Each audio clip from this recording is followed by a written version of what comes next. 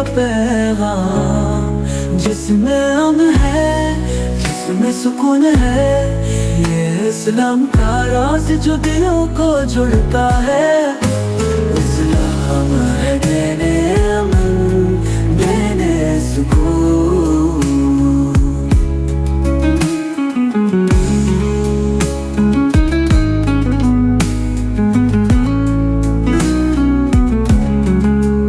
हर कदम पर है रहमत का साया, नबी सल्लल्लाहु अलैहि वसल्लम की सुनता पर चलना है फितरत।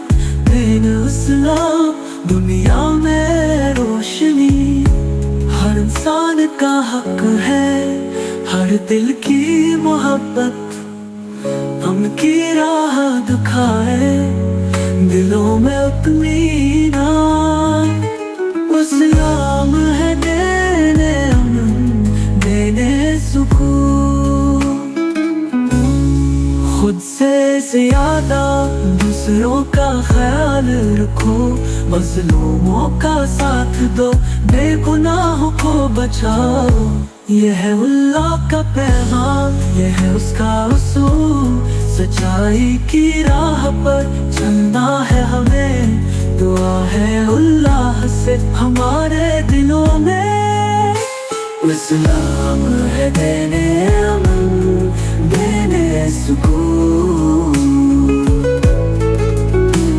अल्लाह का दे सबके लिए बरकत है, यकीन रखो इस्लाम है देने अमन।